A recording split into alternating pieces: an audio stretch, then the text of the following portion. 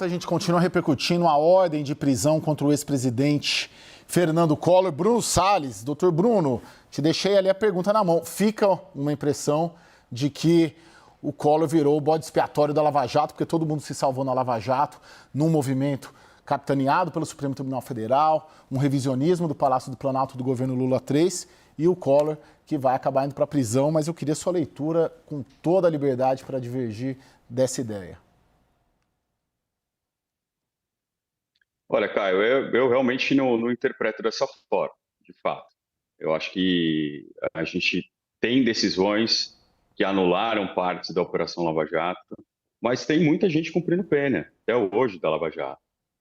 Tem políticos que cumpriram penas, tem pessoas que foram condenadas há mais tempo, que já cumpriram sua pena integralmente, tem pessoas que continuam cumprindo sua pena até hoje, colaboradores e não colaboradores. Então, a gente falar que houve um grande desmonte, talvez, de operações relacionadas a pessoas notórias, e a mais notória seria o atual presidente da República, Luiz Inácio Lula da Silva, que teve a sua ação penal anulada por dois motivos, inclusive, por uma questão de competência territorial e por uma questão de parcialidade do juiz. Foi considerado suspeito. Mas nós mantivemos vários outros casos, várias outras condenações e várias outras investigações que correm até hoje. Existem operações da Lava Jato, ações penais da Lava Jato, que continuam tramitando em outros foros, né? Seja na Justiça Eleitoral, seja na Justiça de São Paulo, do Distrito Federal, quando houve essa reorganização da competência.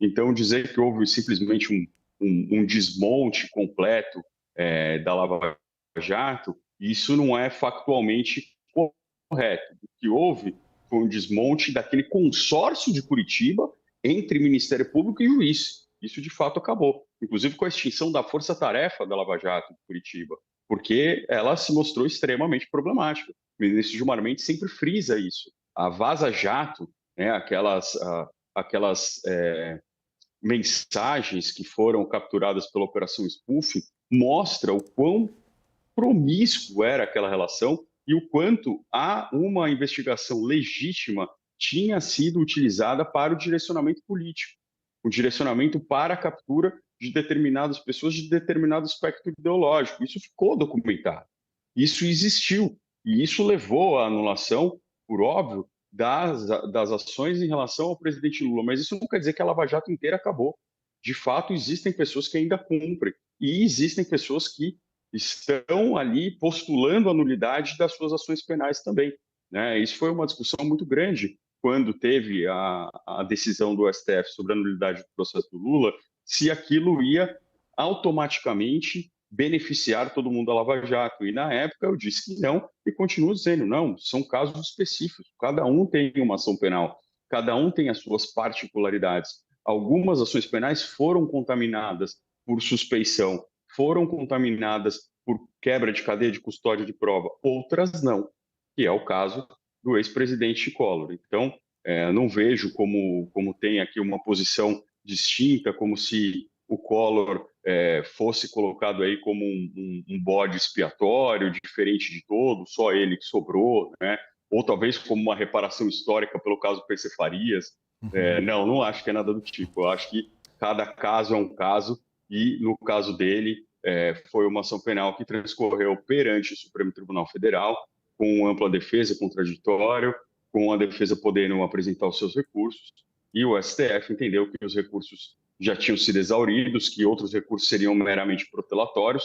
O STF tem feito isso, já é recorrente na sua jurisprudência, e quando ele entende que já foram feitos, olha, um embargo de declaração, dois embargos de declaração, e já não tem mais uma matéria a ser revolvida, se transita em julgado, se manda certificar o trânsito em julgado. Sim. E o cumprimento da pena. Aliás, né, doutor? Porque caso... Sim, aliás, desculpa te interromper, aliás, o advogado do Fernando Collor, é importante, isso é uma informação também relevante, é o doutor Cacai, que tem muito trânsito em Brasília, né, e é um crítico também da Operação Lava Jato e transita muito bem, né, e não conseguiu, pelo menos até agora, salvar o Collor da prisão.